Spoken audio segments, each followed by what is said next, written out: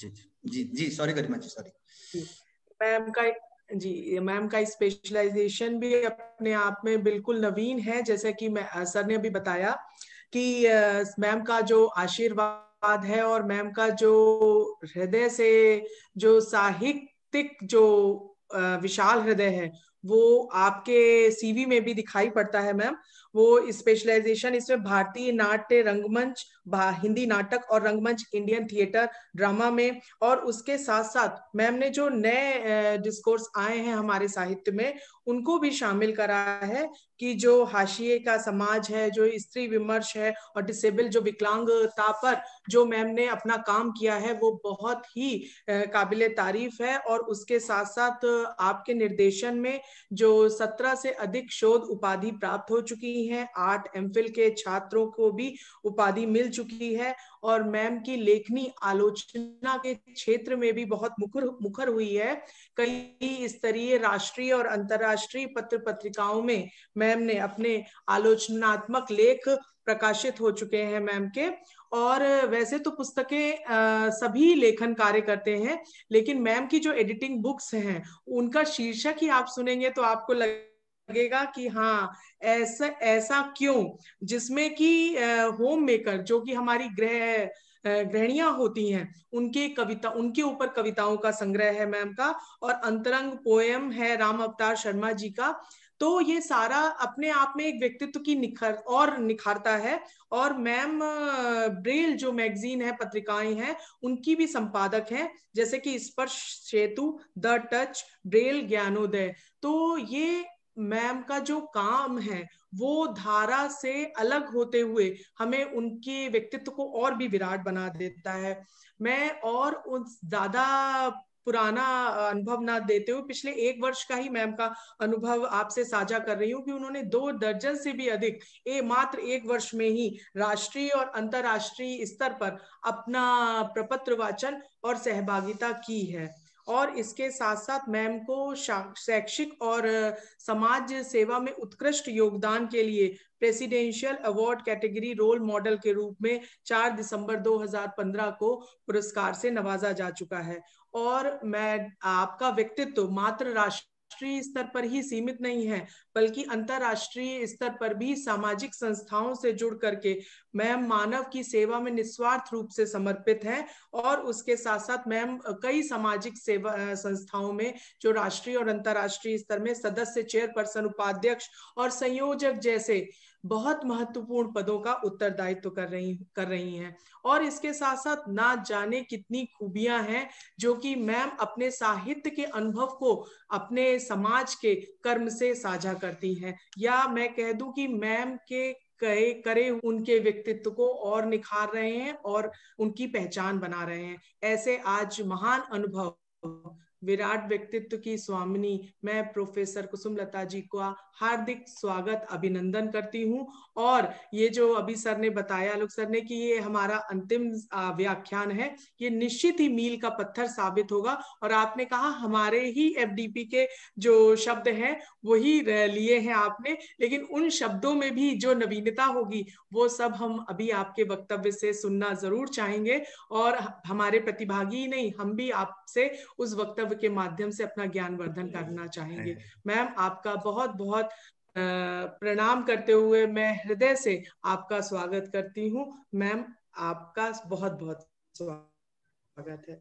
सभी प्रतिभागियों की ओर से भी धन्यवाद मैम, बहुत बहुत शुक्रिया। जी मैंने बोला ना कि प्रतिभागियों की ओर से बहुत बहुत शुक्रिया, सभी को मेरा बहुत बहुत शुक्रिया। सर्वप्रथम फैकल्टी डेवलपमेंट प्रोग्राम करने वाली इस बहुत ही ओजस्वी, बहुत ही ऊर्जावान नई टीम के प्रति मैं धन्यवाद ज्ञापित करती हूँ कि आपने मुझे अपनी बात आप सभी के साथ साझा करने का सुअवसर प्रदान किया। विशेष रूप से हमारे युवा साथी, जैसा कि डॉक्टर आलोक रंजन पांडे ने बताया, मेरे साथ पढ़ा भी चुके हैं, सहकर्मी, इसलिए मैं कहूंगी बहुत ही रचनाशील सहकर्मी डॉक्टर आलोक रंजन पांडे के प्रति आभार व्यक्त करती हूँ, जिनके संयोजन के परिणाम स्वरूप आप सभी के साथ आप सभी के समक्ष, आप सभी से मैं मुखातिब हूं। मेरी आदत बचपन से ही एक मामले में बहुत खराब है कि मैं दुखती हुई रग पर हाथ रख देती हूँ। जिसे लोग सहलाना और सहलवाना बहुत पसंद करते हैं, मैं उससे हमदर्दी नहीं रख पाती। ये मेरे व्यक्तित्व की विडंबना है। जमाने ने मुझे येन केन प्रकारेण हर तरह से समझाया और सिखाया कि मुंह देखी बात किया करो, पर सच है दुनिया वालों कि हम हैं अनाड़ी। सब कुछ सीखा हमने, न सीखी होशियारी। मैं ऐसा समझती हूँ कि इसमें मेरा अपना व्यक्तिगत दोष ही है। मेरा वर्ग यानी बुद्धिजीवी वर्ग काफी समझदार है। हमारे वर्ग ने यानी बुद्धिजीवी वर्ग ने काफी होशियारी पिछली शताब्दियों में सीख ली है, विशेष रूप से पिछली 2 शताब्दियों में। उसकी होशियारी के परिणाम बहुत बड़े बड़े हैं। विज्ञान की तरक्की देखिए, मंगल पर बस्तियां बसाने की आकांक्षा देखिए। धरती पर मंगल नहीं हो रहा है, ये एक भयावह परिणाम है उसका। और उसके भयावह परिणाम हमें चारों तरफ से घेरे हैं, जिसका बोध अभी उस वर्ग को नहीं है।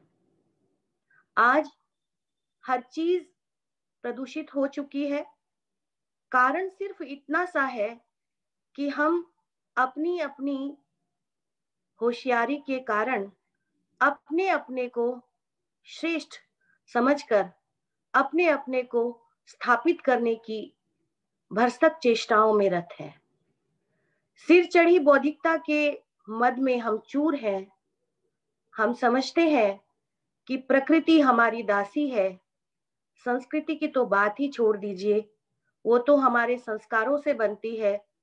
तब उसकी भला फिक्र क्यों करें? और फिक्र ना करने का भी परिणाम हम सब के समक्ष उजागर है। आज जो संस्कृति पूरे विश्व में परिव्याप्त है, उसकी हिंसात्मक प्रवृत्तियां, उसकी उन्मत्तता, उसका सर्व प्रकारेण उत्पात किसी से छुपा नहीं है। हम सब भुक्तभोगी हैं, और विशेष रूप से भुक्तभोगी है वो मासूम निरीह लोग जो अभी होशियार नहीं बने हैं। कारण समझने से कुछ स्थिति स्पष्ट होती है। मेरी समझ से इस सारे संसार में अधिकांशतः 3 स्थितियां दृष्टिगत होती हैं। ये स्थितियां अभी ही हों ऐसा मैं नहीं कहूंगी, हमेशा से रही है, सदा सर्वदा से रही है। पहली स्थिति दृश्यत्व की है, दृश्य की है। ये सारा जीवन, ये समस्त जगत, ये पूरा विश्व एक दृश्य है। एक खुली किताब का अंतहीन खुला पृष्ठ, जिसे खुली आंखों से भी हम पढ़ नहीं पाते हैं। कभी कोई पूरा नहीं पढ़ पाया है। हर एक की आंखें खुली है, दृष्टि भले ही 6x6 की हो, पूरी हो, तब भी यह जीवन, यह जगत, तमाम इनसे मिलकर बनते हुए संबंध कहाँ समझ में आते हैं। और बड़ी बात, सबसे ऊपर की बात तो ये है कि इन्हें समझना कौन चाहता है। हमारी शिक्षा दीक्षा, हमारा शिक्षण प्रशिक्षण, हमारी कार्यकुशलता, हमारी निपुणता, हमारी दक्षता, सब कुछ हमें चालाक मनुष्य बनाने के लिए, चतुर बनाने के लिए, होशियार बनाने के लिए ही है, मनुष्य बनाने के लिए नहीं। हम कितने और अधिक बड़े हो सकते हैं, और वो भी ऐसे बड़े जहां दूसरे हमसे छोटे दिखे। हमारी होशियारी इतनी बड़ी हो कि दूसरे हमारे समक्ष कमतर प्रतीत हो। बस हम तो बस ऐसे ही बड़े होकर, दूसरों से श्रेष्ठ होकर मस्ती के साथ जीवन जीना चाहते हैं। सवाल पद का हो, प्रतिष्ठा का हो या फिर धन संग्रह का, हम तो ऊपर ऊपर के बाह्य पदार्थों पर आधारित मस्ती छानने के अभ्यस्त हो गए हैं, जिससे दूध के ऊपर की मलाई हमेशा खाने को मिलती रहे। बस यह दृश्य जगत और इस जीवन का, इस दृश्य का होने का, बुद्धिजीवी होने का सच है। दूसरी स्थिति है दर्शक होने की। हम सभी दूसरे रूप में दर्शक हैं। मैं यदि पेड़ को देख रही हूं तो पेड़ भी मुझे देख रहा है। मैं यदि दूसरे मनुष्य को देख रही हूं तो वो भी मुझे देख रहा है। केवल मनुष्य ही दर्शक हो ऐसा नहीं। समस्त पशु पक्षी, पेड़ पौधे, जीव जंतु, पदार्थ, धरती, आसमान, आप सभी को दर्शक के रूप में देख सकते हैं। अपना हित अहित अपनी समझ के अनुसार सभी समझते हैं। सारी सृष्टि में सबसे अधिक क्रूर दर्शक यदि कोई है तो वह मानव ही है, जो अपनी शक्ति के निकट सभी किसी को छोटा और तुच्छ देखना चाहने की तीव्रतम आकांक्षा रखता है। शेर भला कैसे शक्तिशाली हो सकता है? उसकी शक्ति मनुष्य के समक्ष कुछ भी नहीं है। वह भला कैसे हिंसक हो सकता है? मनुष्य की हिंसा के मुकाबले, मनुष्य की हिंसा के बरक्स तो वह बहुत ही सात्विक प्रतीत होता है। जब उसे भूख लगती है वह तभी हिंसा करता है। मानव तो सब समय, सब स्थितियों में हिंसक होता है, बस अहिंसा की बातें करता है। मनुष्य की वासनाएं अनंत है, इसलिए हिंसा और भूख भी उसकी अनंत है। 20वीं सदी में ही अकेले पटियाला के महाराज रणजीत सिंह ने 22 वर्ष की उम्र से पूर्व ही 22 शेरों का शिकार कर लिया था।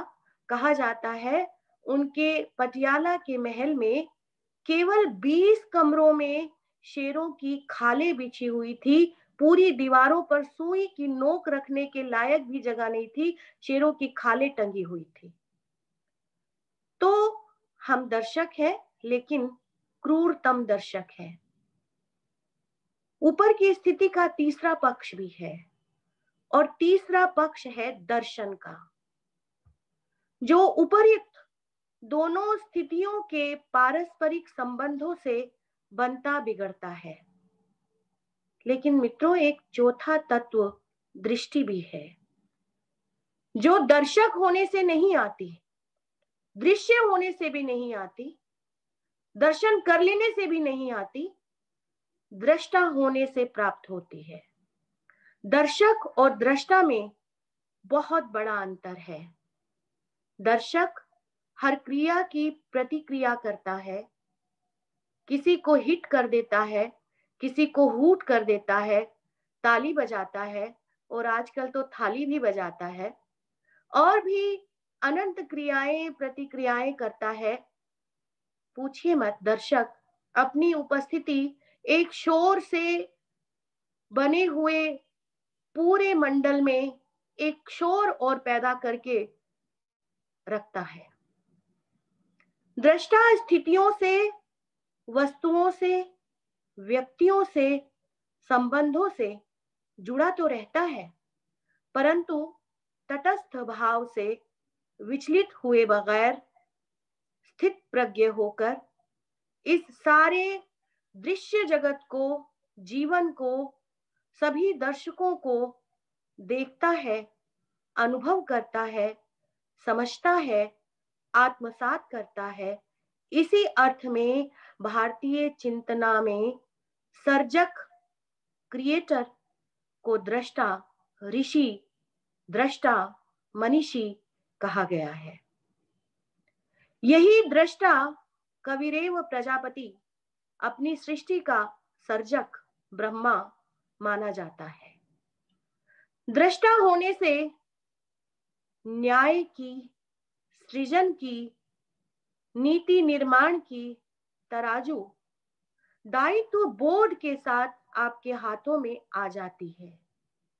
वर्तमान परिप्रेक्ष्य में इसी को बुद्धिजीवी वर्ग कहा जाता है, जो साहित्य की रचना करता है, कलाकृतियां बनाता है और फिर उस साहित्य की, उन कलाकृतियों की आलोचना करता है, समाज की संरचना को सही और गलत बनाता है, दिशा देता है, उसकी नींव का निर्माण करता है, भवन खड़ा करता है, अलग अलग संरचनाओं में समाज की परिकल्पना करता है, बनाता है।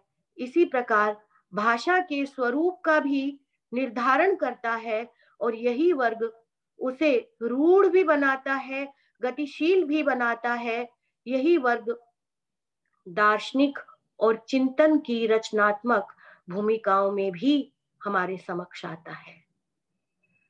प्राचीन भारतीय राजनीति को भी यही मनस्वी, यही तेजस्वी वर्ग दिशा दिया करता था। वर्तमान में राजनीतिक संचालन प्रक्रिया से यह वर्ग विच्छिन्न हो गया है।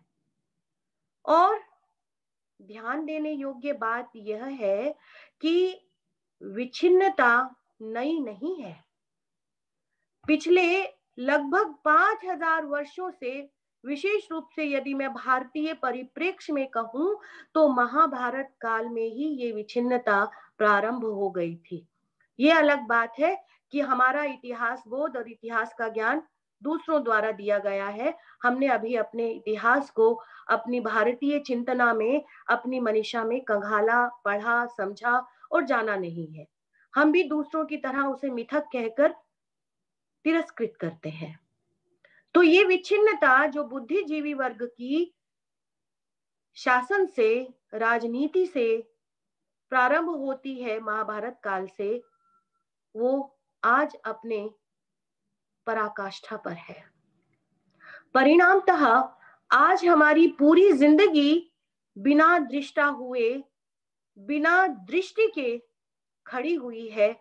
इसलिए हर नीति, वो अर्थनीति हो, राजनीति हो, समाज नीति हो, खोखली है।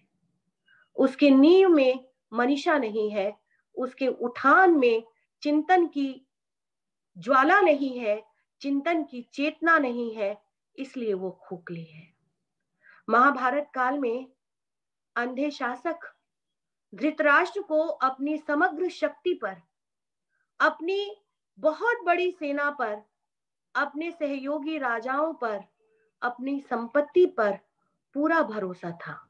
उसे लगता था वह सर्वथा सुरक्षित है, उसकी हार नहीं हो सकती, उसका सिंहासन, उसका साम्राज्य, सभी कुछ अक्षुण्ण रहेगा। अंधे आदमी की जिंदगी को कभी सोचकर देखो, उसकी सारी जिंदगी एक बाहरी, विशेष रूप से जोर देकर मैं कहना चाहूंगी, एक बाहरी ध्वनि के सहारे चल रही होती है।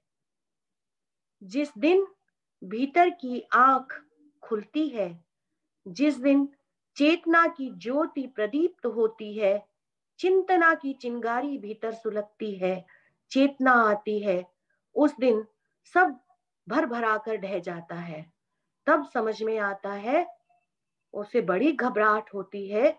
जिन चीजों को, जिन स्थितियों को, जिन संबंधों को, जिन स्थानों को वो सुनकर, छूकर पहचानता आया था, देखने पर, बिजली जैसी कौंधने पर, चेतना की दृष्टि से वे और ही कुछ नए रूप में सामने आते हैं।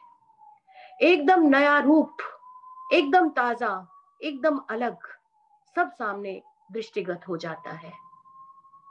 यह है दर्शन, जीवन से जुड़ा हुआ, मिट्टी से बंधा हुआ, लोक में रमा हुआ लोक मंगलकारी दर्शन, जो हर व्यवस्था की नींव में होना चाहिए, जो हर नीति के निर्माण में होना चाहिए। नीतियों में कुछ तो चूक होगी कि विश्व भर का परिवेश राजनीतिक रूप से आज जनोन्मुखी नहीं, जन उन्माद झेल रहा है। अनेक तरह के आंदोलन चलाए जा रहे हैं, भले ही उन्हें पाने के लिए नीतियों की क्रूरतम प्रकृति हमारे सामने उभर कर आ रही हो। समाज की नींव और भवन निर्माण में यही चेतना, यही दर्शन निहित रहना चाहिए। साहित्य इस चेतना के बहुत निकट होता है, सबसे अधिक निकट होता है। क्यों? क्योंकि साहित्य हमारे हृदय से संबद्ध होता है, और हृदय झूठ नहीं बोलता, हृदय साठगांठ नहीं करता। मस्तिष्क और बुद्धि का काम है साठगांठ करना, मस्तिष्क और बुद्धि का काम है अहंकार में डूबना, अपने आप को श्रेष्ठ समझना। हृदय आभास देता है बार बार धड़क कर कि ये गलत हो रहा है, कुछ गलत हो रहा है, लेकिन बुद्धि कहती है बढ़े चलो, और हम बढ़े चलते हैं, क्योंकि हमें लगता है कि वहां बढ़कर हमें कुछ प्राप्ति होगी, जबकि वो बढ़ना मृग तृष्णा के अलावा और कुछ भी साबित नहीं होता। लेकिन अंत में पछताने से कुछ हासिल नहीं होता, जब चिड़िया चुग गई खेत। साहित्य सृजन का ध्येय इसी जनोन्मुखी, इसी जनदर्शन, इसी लोक मंगलकारी दर्शन से निर्धारित होता है। भाषा में इसी से गठन होता है, भाषा इसी से बनती है। भाषा बिना लोक के ना बढ़ सकती है, ना बन सकती है, ना परवान चढ़ सकती है। यानी सब का निर्माण करने वाली मिट्टी इसी दर्शन में निहित है। यही दर्शन की मिट्टी कहीं जम गई है, कहीं शिला हो गई है, कि आज पूरी व्यवस्थाओं में इस मिट्टी की निर्मित दृष्टिगत नहीं होती। यह सम्यक दर्शन हर व्यवस्था में बीज का काम करना चाहिए, जो कि नहीं कर पा रहा है, जिसे ऑर्गेनिक ढंग से बढ़ना चाहिए, जो कि नहीं बढ़ पा रहा है, क्योंकि वो बीज गायब है। महाभारत काल के पश्चात धीरे धीरे ये विच्छिन्न की प्रक्रिया उलटती चली गई, और पिछले 1000-1500 वर्षों में ये प्रक्रिया एकदम उलट गई है। यानी बुद्धिजीवी वर्ग का राजनीति से, आप देखेंगे पूरे विश्व पटल के अध्ययन के आधार पर, कि विच्छिन्नता बढ़ती रही है। वह राजनीति जो उस जनदर्शन से दिशा प्राप्त करके आगे बढ़ती थी, जन कल्याण करती थी, लोक मंगल के काम में आगे बढ़ती थी, लोक मंगल करती थी, आज अपने सर्वत्र हस्तक्षेप से साहित्य को भी गंदला कर रही है, समाज को भी विभाजित और गंदा कर रही है, भाषा को भी अपमानित कर रही है, और दर्शन की तो छोड़िए, दर्शन में तो दर्शन मौजूद नहीं है। सब में विकार उत्पन्न करने वाली ये राजनीति आखिर एक नीति ही तो है। फिर इस नीति को हमने इतना विस्तार क्यों दे दिया? ऊपर से देखने पर इसके बहुत गहरे कारण दृष्टिगत होते हैं। हमारी जनरुचि आज कैसी बन चुकी है? अपनी जनरुचि को जरा देखिए। हम राजनीति में किसी व्यक्ति के हो जाने से या चले जाने से उन्हीं व्यक्तियों को श्रेष्ठ समझने लगते हैं, उनके आगे पीछे घूमने लगते हैं। इस तरह हम उनका अहंकार और अधिक बढ़ा देते हैं। अज्ञान के सहारे एक सहूलियत होती है मित्रों, गजब का कंफर्ट होता है अज्ञान में। अंधे आदमी से जिज्ञासाएं तो जन्म लेती हैं, लेकिन जिज्ञासाओं का शमन अंधे आदमी में नहीं होता। आप देखेंगे महाभारत का प्रारंभ धृतराष्ट्र करते हैं, संजय से पूछते हैं जिसकी दृष्टि संतुलित है, हे संजय, कुरुक्षेत्र में मेरे और पांडव के पुत्र क्या कर रहे हैं? कहाँ गया? यानी प्रश्न तो अंधे आदमी से उठते हैं, युद्ध भी अंधा आदमी ही करता और करवाता है। 5:30 तक कोई नहीं रहेगा भाई। हेलो सर कोई आपका, हाँ एक मिनट सर, अब म्यूट हो गया। हाँ म्यूट कोई हो गया। दिक्कत है क्या?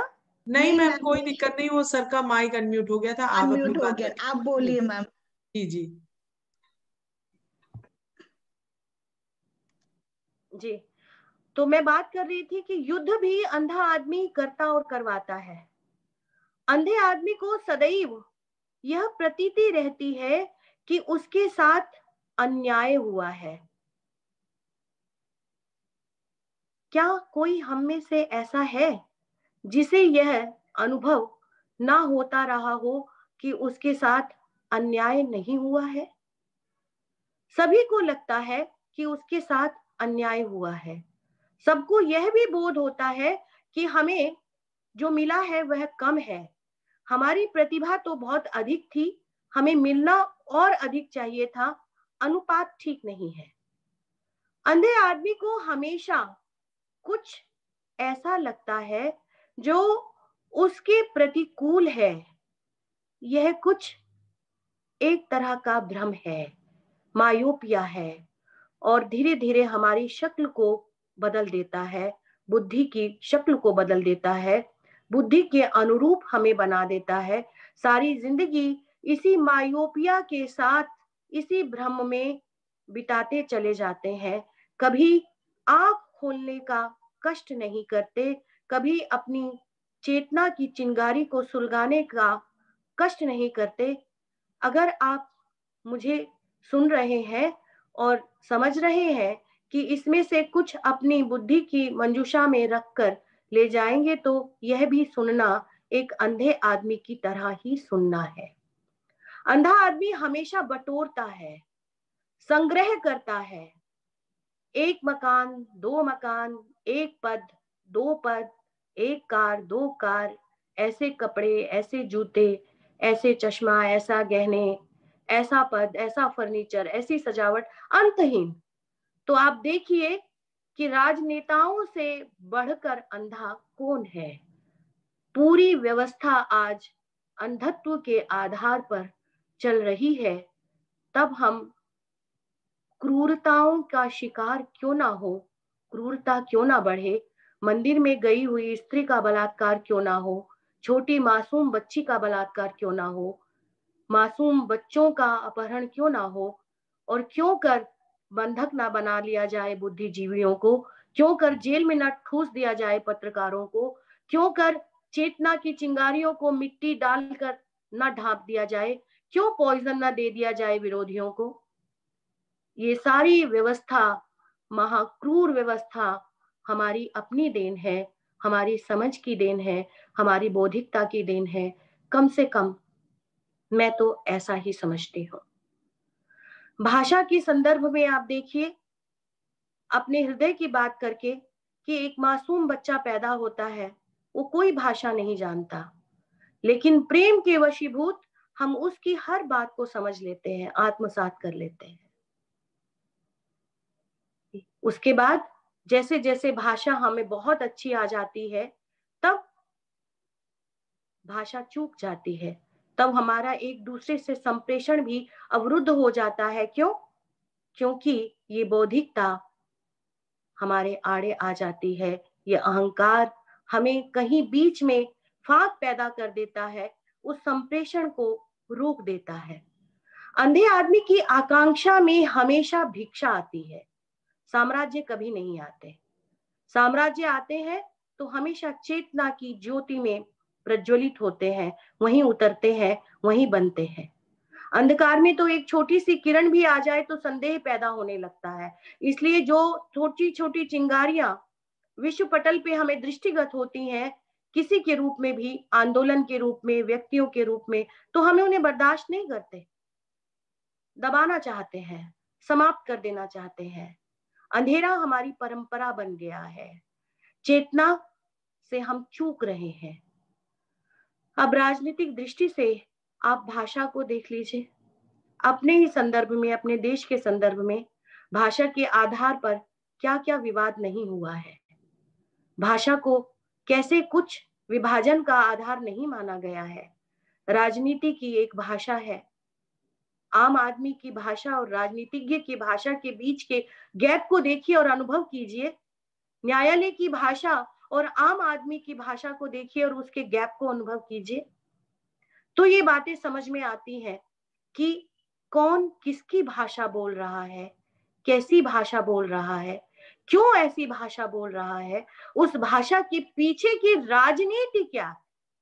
दरअसल जब राजनीति ही साहित्य, भाषा, समाज और दर्शन की निर्धारक हो जाती है, तब उनकी विकृति ही समक्ष आती है, उनकी सुकृति, उनका सही आकार, उनका जन कल्याणकारी रूप, उनका लोक मंगलकारी रूप समाप्त होने लगता है। पर इस परत को उधेड़ा जा सकता है।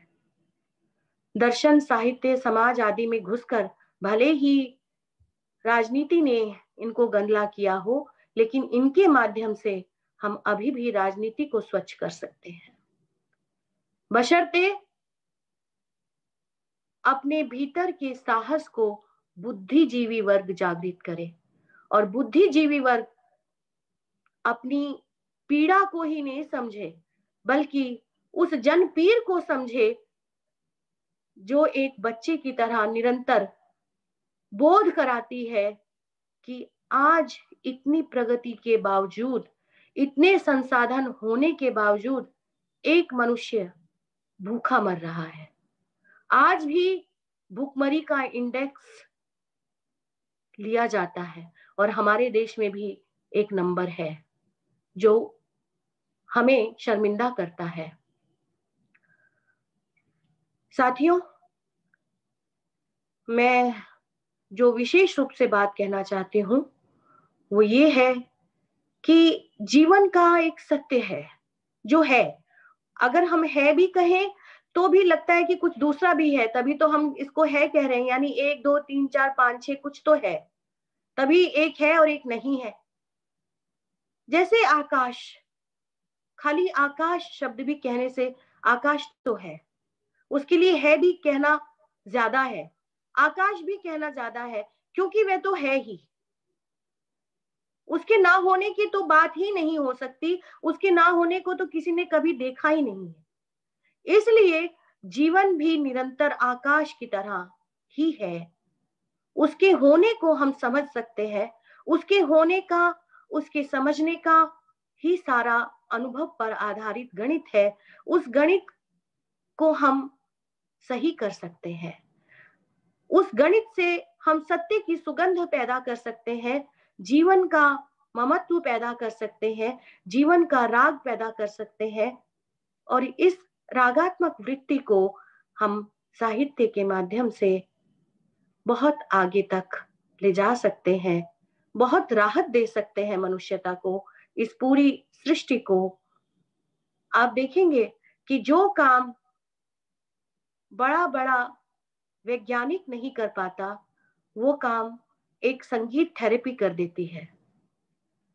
जो काम बड़े बड़े युद्ध नहीं कर पाते, वहां कलम वो काम कर जाती है। इसलिए मैं बुद्धिजीवी वर्ग से ही कहना चाहूंगी कि मांगो नहीं, जागो। जागरण में ही लोक मंगल है, जागरण में ही हमारा भिखारीपन दूर हो सकता है, क्योंकि हमारे पास अथाह संपदा है। मुझे एक छोटी सी कहानी याद आती है कि एक युवक, बहुत सुंदर युवक, आलोक की तरह, बहुत निराश होकर आत्महत्या करने पर तुला हुआ था। आप में से बहुत सारे लोगों ने हो सकता है ये कहानी सुनी हो। उसके पास एक वृद्ध आदमी बैठा हुआ था नदी के किनारे, जहां वो कूदने के लिए आया था। वो आग ताप रहा था वृद्ध आदमी। उसने देखा कि एक युवक, हृष्ट पुष्ट युवक, आत्महत्या करना चाहता है, नदी में कूदना चाहता है। वो उठ के उसके पास आया। उसने कहा, ठहरो, तुम क्यों आत्महत्या करना चाहते हो? कहता है, मुझे रोको मत, जीवन में कुछ नहीं है, मुझे कुछ नहीं मिला है। तो उसने कहा कि तुम्हारे पास कुछ भी नहीं है? उसने कहा, नहीं, मेरे पास कुछ भी नहीं है। अगर कुछ होता तो उस कुछ के सहारे मैं दूसरा कुछ पैदा कर सकता था, लेकिन मेरे पास कुछ भी नहीं है। तो उसने कहा, ठीक है, तो तुम मेरी बात मानो, आत्महत्या कल कर लेना, आज रुक जाओ। और इस रोकने के पीछे उस वृद्ध ने उसको कहा कि अब तुम बैठो, मैं तुमसे कुछ मांगता हूं। उसने कहा, मेरे पास कुछ है ही नहीं, कि क्या तुम मुझे अपनी ये 2 आंखें दे सकते हो? मरने से पहले ये 2 आंखें मुझे दे दो। तो उसने कहा, ये क्या बकवास है, मैं 2 आंखें तो नहीं दे सकता। तो क्या मैं अगर आपको 10 लाख, 20 लाख, 25 लाख, जितना आप कहो उतना रुपया दे दूं, तो आप मुझे अपने ये 2 हाथ दे सकते हो? युवक को समझ में आ गया। उसने कहा, नहीं। फिर वृद्ध ने कहा कि भाई ठीक है, जब तुम्हारे पास इतनी अथाह संपत्ति है, फिर तुम ये क्यों कहते हो कि तुम्हारे पास कुछ भी नहीं है? तुम्हारे पास बहुत कुछ है। अगर हमारे पास कोई पद नहीं है, कोई प्रतिष्ठा नहीं है, तो हम अपने भीतर के चेतना के पुंज से उसको हासिल कर सकते हैं, प्राप्त कर सकते हैं, बशर्ते हमें उस चेतना की चिंगारी का बोध हो जाए। आपने कभी झील को देखा है, किसी शांत झील को, तो देखते हो उसमें पूरा पूरा चांद उतर जाता है, लेकिन अगर झील में कंकड़ डाल दो तो वो पूरा चांद का प्रतिबिंब तरंगों से टूट जाता है, एक जैसा नहीं रहता। हम निरंतर अपने अंतर में कंकड़ डाल रहे हैं और हम अपना प्रतिबिंब पूरा पूरा चेतना का चांद नहीं उतार पा रहे हैं अपने भीतर। इसी कारण से हम ना पूरा प्रेम कर पाते हैं, ना हम पूरा जी पाते हैं, ना हम पूरी अपनी हिस्सेदारी हासिल कर पाते हैं, और ना हम अपना पूरा दायित्व निभा पाते हैं। तो जीवन की चूकों को सही किया जा सकता है, जीवन के रास्ते को बढ़ाया जा सकता है, नया किया जा सकता है, बशर्ते हम अपनी दृष्टि को, अपने दृष्टा होने को आत्मसात कर लें, समझ लें, और अपने अंधत्व को छोड़ने के लिए तैयार हो जाए। क्योंकि जिसमें जीता आता है आदमी, जीता जाता है, एक परंपरा बना लेता है, उसको तोड़ पाना बड़ा मुश्किल होता है, उसको छोड़ना बड़ा मुश्किल होता है। छोटी छोटी ट्रेडिशंस को हम अपने घर परिवारों में, रीति रिवाजों में नहीं छोड़ पाते हैं। सोचो, आप ऐसे लाचार नहीं हैं कि आप कहीं भी कुछ भी श्रेष्ठतम, मंगलकारी, हितकारी, जनहितकारी, उत्कृष्टतम पैदा ना कर सके। आप इतने दरिद्र भी नहीं हैं कि किसी को कुछ ना दे सके। किसी का हाथ पकड़कर रास्ता बता सकते हैं, किसी के लिए लिख सकते हैं, पढ़ सकते हैं, किसी के लिए कुछ भी कर सकते हैं, गा सकते हैं, नाच सकते हैं, बहुत कुछ किया जा सकता है, बशर्ते हम अपने आप में खुद तैयार हो जाएं। और आज की सारी स्थितियों की, व्यवस्थाओं की नपुंसकता ये बताती है कि बुद्धिजीवी वर्ग कठपुतली हो गया है, और कठपुतली तो अपना सूत्र अपने हाथ में नहीं रखती है, उसका सूत्र सत्ता के हाथ में होता है, राजनीति के हाथ में होता है। इसी कारण से वो चूक कर जाती है, वो नाचने लगती है और अपना मंच भूल जाती है। तो साथियों, मैं ज्यादा बात नहीं कहूंगी, बस इतना ही और कहूंगी कि अधिक से अधिक आप विज्ञान के हों, आपका डिसिप्लिन विज्ञान हो, आपका डिसिप्लिन कॉमर्स का हो, कंप्यूटर का हो, जो भी हो, आप अपने आप को साहित्य के माध्यम से अधिक संवेदनशील मनुष्य बनाएं, क्योंकि साहित्य ही बुद्धि का हृदय के साथ संतुलन बनाता है, बुद्धि को अहंकार की आग से बचाता है और उसे मानवीयता की ऊष्मा प्रदान करता है, आपको सहृदय बनाता है। और सहृदयता किसी भी व्यवस्था को सही कर सकती है, क्योंकि हृदय कभी झूठ नहीं बोलता, वो मनुष्य का सबसे अच्छा और सबसे सच्चा मित्र है, बशर्ते मनुष्य उसके पास बैठे, उसे समझने की कोशिश करे। तभी तो हमें सहजात अनुभव होने बंद हो गए हैं। मछलियों को पता चल जाता है कि सुनामी आने वाली, लेकिन मनुष्य को पता नहीं चलता। हमारा बनाया हुआ मौसम विज्ञान फेल हो जाता है, लेकिन चिड़ियों का सच बता देता है कि क्या होने वाला है। तो हमने हृदय से दूरी बनाई है, हम भोक्ता हो गए हैं, उपभोक्ता हो गए हैं और मनुष्य होना भूल गए हैं। तो इस बुद्धि की काट अगर किसी के पास है तो वो प्रेम है, तो वो आनंद है। हम जीवन को आनंद के साथ जी सकते हैं, मुस्कुरा सकते हैं, मुस्कुराहट से दूसरे के भीतर भी मुस्कुराहट पैदा कर सकते हैं, अपने फूल खिला सकते हैं, और इसे लोग पागलपन भी कह सकते हैं। अभी भी आप सोचिए, हम जिनकी पूजा करते हैं चले जाने के बाद, उनका अपने युग में कभी सम्मान नहीं हुआ। ईसा जब अपने गांव गए तो सब लोगों ने कहा क्या पागल है ये, बढ़ई का लड़का, हमने इसको बढ़ई के घर पैदा होते देखा, बड़ा होते देखा, खेलते देखा, ये क्या पागल भगवान का पुत्र हो गया है। हमने किसी को भी उस आदमी को स्वीकार नहीं किया जो चेतना पुंज होकर हमारे बीच में आया अपने समय में। बाद में भले ही हम मूर्तियों, क्योंकि हम मूर्ति मिट्टी को हम पूजना चाहते हैं, मूर्तियां बना के हम पूजते रहे हैं। तो इसलिए अपनी व्यवस्था को स्वयं संभालिए, अपनी बुद्धि को थोड़ा अंकुश लगाइए, अपने हृदय की ममता को थोड़ा विस्तारित कीजिए, तो निश्चित तौर पर हम साहित्य को समझ सकेंगे, भाषा को समझ सकेंगे, हम दर्शन को समझ सकेंगे, समाज को समझ सकेंगे, और इनको समझने के बाद इनकी जो संचालिका, जो वाहिका नीति है, राजनीति, उसको भी हम सही रूप दे सकेंगे, हम सही रूप में परिणत कर सकेंगे, मानवीय और करुणामय बना सकेंगे। बहुत बहुत शुक्रिया।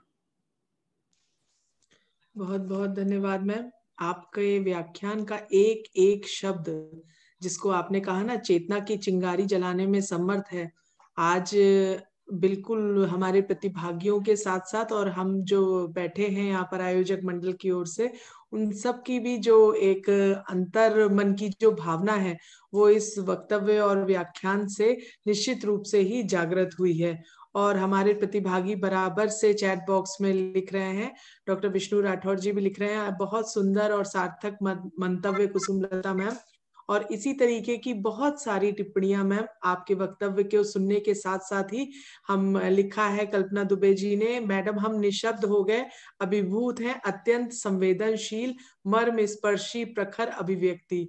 तो इस तरीके के बहुत सारे अच्छे टिप्पणियां आपके व्याख्यान पर आ रही हैं मैम। और जैसा कि मैंने कहा था, आपका व्याख्यान एक, जैसे आपने शुरुआत में ही मैम कहा कि आप जो स्वयं आपका व्यक्तित्व है वो टीस को सहलाता नहीं है, बल्कि उसको और जागृत करके उसको सुधारने का प्रयास करते हैं, क्योंकि हम मनुष्य हैं और मनुष्य का जो एक औपचारिकता होती है वो तो सहलाने वाली होती है, लेकिन अगर मनुष्य धर्म का पालन करना है तो उसको हमें दूर करना हमारा एक सहज धर्म माना जाएगा। और उसके साथ साथ आपने जो प्रमुख बात कही कि स्थित प्रज्ञ होकर के और दृष्टा बन करके, जो मुख्य बात साहित्य की धारा से जोड़ी है कि हमारे अंतः चक्षु जागृत हो जाएं और हृदय और बुद्धि पक्ष का समन्वय हो, यह साहित्य सृजन का सबसे बड़ा उद्देश्य होगा। और जैसे मेरा भी यही मानना है कि मैम मानव है अगर, तो मानव होकर के जो मानवीय गुण हैं उनसे संपृक्त होकर के अगर हम अपने जीवन का निर्वाह करें तो हम अपने साथ साथ चारों तरफ समाज में एक अच्छा वातावरण उत्पन्न कर सकते हैं। और आपने जो कहा राजनीति, ये सच में सचमुच एक नीति ही तो है। इसका जो विभत्स स्वरूप जो बनता जा रहा है वो आज हमारे द्वारा या हम मानव समाज के द्वारा ही उत्पन्न करा जा रहा है। और भाषा की संप्रेषणीयता जो अति बौद्धिकवादता के नाते जो आज अवरुद्ध हो गई है, उसकी सहजता भी बहुत आवश्यक है। और जो सूत्र वाक्य में आपने कहा, मांगो नहीं जागो, तो मांगना जो भिक्षुक प्रवृत्ति है वो हमें समाप्त करनी पड़ेगी, और अपने जो चेतना की अंतः चेतना है उसको जागृत करके और अंतर मन की बात को सुन करके और कठपुतली ना बन करके दूसरों से ना संचालित होते हुए हम अपने मानव जीवन को सार्थक कर सकते हैं। ऐसी भावनाओं से परिपूर्ण आपका वक्तव्य बहुत ही प्रेरणाप्रद था और बहुत ही, जिसको कह सकती हूँ मैं, पूर्ण जीवंत मैम, एक एक शब्द पूर्ण अपने आप में एक शब्द को व्याख्यायित करने वाला आपका व्याख्यान था। बहुत ही मैं सौभाग्यशाली हैं, क्योंकि अच्छे लोगों का वक्तव्य सुनना ये भी हमारे एक सौभाग्य का कारण बनता है। और इसके लिए मैं आयोजक मंडल की ओर से ही नहीं, हम कोयल मैम और मैं गरिमा अपनी ओर से भी आलोक सर को साधुवाद देती हूँ कि ऐसे, हाँ, ऐसे वक्ता के रूप में आज हमें आपका वक्तव्य सुनने को मिला। बहुत ही हम अपने आप को गर्व से अनुभव कर रहे हैं और प्रतिभागी भी इसका पूर्ण रूप से साथ दे रहे हैं कि आपको सुनना हमारे निश्चित ही बहुत ही सौभाग्य का विषय रहा। मैम, थोड़े से प्रश्न हैं, क्या हम प्रश्न ले लें? हाँ, बिल्कुल कीजिए। गरिमा जी, गरिमा मैम, जी सर। प्रश्न लेने से पहले आपने वक्तव्य में मानवीयता की बात सुनी ली मैम के मुंह से। मैंने पहले नहीं बोला था। Ma'am all India blind association चलाती हैं, लगभग 40 से ज्यादा स्कूल है उसमें, पूरे देश भर में 40 से ज्यादा है, मैं कम ही बता रहा हूँ। और अपने पैसों से एक पूरा, मतलब इन्होंने एक छोटा सा संस्था बना रखा है और पूरे ऑल इंडिया में जितने जरूरतमंद लोग हैं उनकी सहायता करती हैं और पूरी मानवीय है, केवल वक्तव्य में नहीं है, प्रश्न करते हैं, व्यवहार में भी मैडम मानवीय है। जी बिल्कुल, मैं बोलना चाहता, पहले प्रश्न ले लेते हैं फिर आगे बात करते हैं। जी जी। गरिमा जी, मेरे ख्याल से गीता पांडे जी हैं, इन्होंने हैंड रेस किया था। हाँ मैम, पहले एक दो प्रश्न ले लें फिर उनको मैम जोड़ लेंगे। जी बिल्कुल। मैम, ये वरुण कुमार वशिष्ठ जी हैं, ये अपनी जिज्ञासा रख रहे हैं कि आपके विचार सुनकर मुझे हिंदी साहित्य में रुचि पैदा हुई। मेरा एक सवाल है, खुशवंत सिंह को आप किस श्रेणी का? नहीं गरिमा जी, ये नीलकंठ जी के लिए सवाल था। हाँ, नहीं करने दीजिए, आपको प्लीज प्रश्न करने दीजिए। हाँ, खुशवंत सिंह को आप किस श्रेणी में रखना चाहती हैं? किस श्रेणी का लेखक मानते हैं? उनकी किताब दिल्ली के बारे में आपकी क्या राय है? बहुत बहुत शुक्रिया वरुण जी। देखिए, हिंदी साहित्य को पढ़ने के लिए हिंदी मन को पढ़ना बहुत जरूरी है। खुशवंत सिंह बहुत अच्छे लेखक हैं और जिस विद्रूपताओं के बीच आज जीवन चल रहा है, उन विद्रूपताओं का चित्रण करने वाले बहुत प्रखर लेखक हैं। जो उनका उपन्यास जिसका आप जिक्र कर रहे हैं, उसमें तमाम समय की, समाज की और मनुष्य के भीतर की क्रूरतम स्थितियों को उन्होंने उजागर किया है। उन स्थितियों के बीच में भी हम ऐसे लोगों को श्रेष्ठ मानते हैं जो योग्यता ना होने के बावजूद राजनीति के दम पर ऊपर बैठ जाते हैं।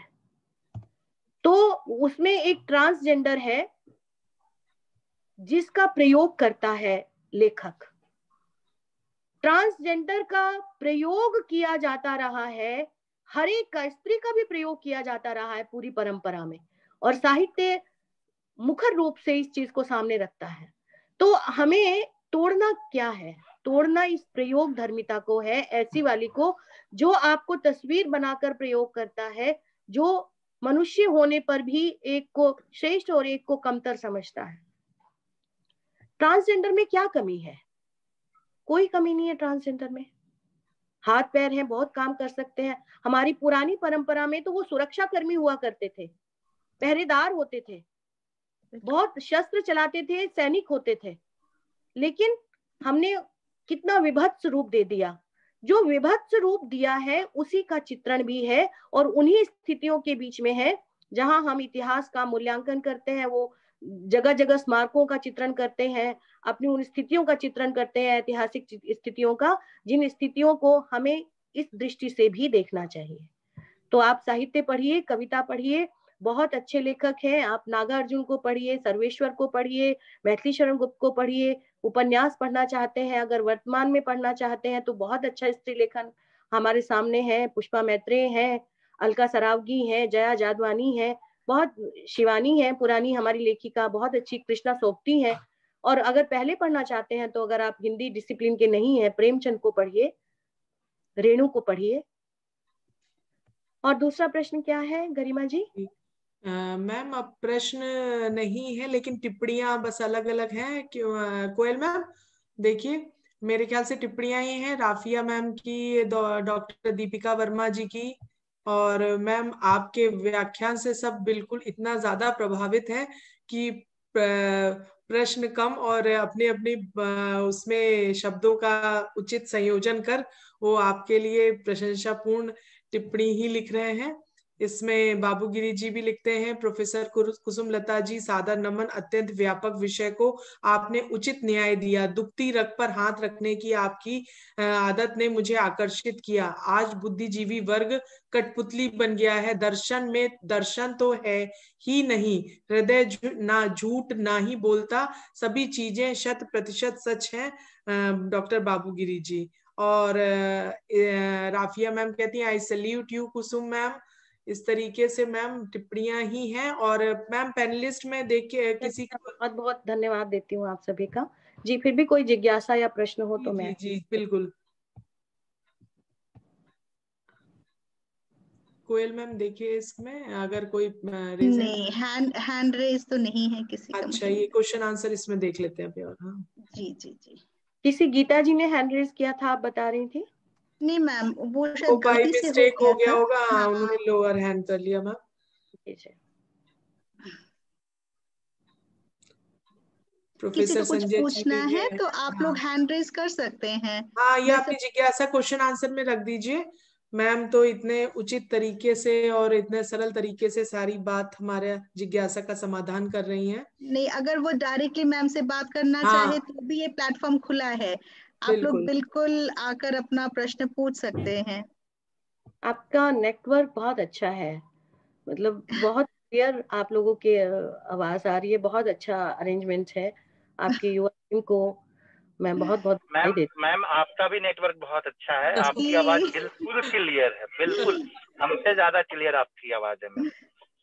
ये बहुत ही अच्छा है। काम बड़े अरेंजमेंट में बहुत पक्का है ये, मतलब विद्यार्थी से मैं देखती आई हूँ। मैम आपसे सीखा है ना, डॉक्टर अंजू मैडम हमारे साथ जुड़ी हैं। जी, हेलो अंजू जी। अंजू जी, हाँ जी, आवाज आ रही है मैम? जी जी मैम आ रही है। मेरी आवाज आ रही है आप लोगों को? जी बिल्कुल स्पष्ट आ रही है मैम। आप अपनी बात मैम से रखिए, जो भी जिज्ञासा है आपकी। नमस्कार कुसुम मैम, मैं अंजू बोल रही हूँ खालसा कॉलेज से। जी नमस्कार। करोल बाग। तो मैम देखिए, आपने आपका जो बात बताई है, जो खासकर मतलब एक संवेदनशीलता जो आई है, हम हर तरीके से कोशिश करते हैं, लेकिन फिर भी कहीं ना कहीं जो है हम इस तरीके कुछ सिचुएशन ऐसी होती है हमारी, लेकिन हम है ना तो एक्सप्लेन कर पाते हैं, या फिर ये कहें कि हम कहीं ना कहीं मतलब हमें पीछे धकेला जाता है। वो उस सिचुएशन में क्या करें, ये होता है। बिल्कुल सही कह रही है अंजू जी, मैंने आपकी भावना को देखिए। एक तो स्त्री होना, ऊपर से सारे दायित्वों की वाहिका होना, ये अपने आप में एक बहुत बड़ा बोझ है, क्योंकि स्त्री को तो सिर्फ हमने बोझा ढोने वाली बना के रख दिया पूरी परंपरा। और आप जो कह रही है कि पीछे धकेला जाता है, अभिव्यक्ति की निपुणता ना होने के कारण उन संवेदनाओं को लोग नहीं समझते। तो लोग नहीं समझेंगे, ये बात आप जानिए, क्योंकि इसका दायित्व नहीं समझेंगे। क्यों? क्योंकि लोग तो अपने आप के पाने के लिए निकले हैं ना, दूसरे को देने के लिए नहीं निकले हैं। आपको किसी भी रूप में अपनी जगह स्वयं बनानी होगी। अपने आप को बार बार थपकी देकर ये समझाना होगा कि you are capable, you can do. अपने आप को आप ही अगर अपने मित्र नहीं बनेंगे तो कोई आपका मित्र नहीं बनेगा, ये बात निश्चित है।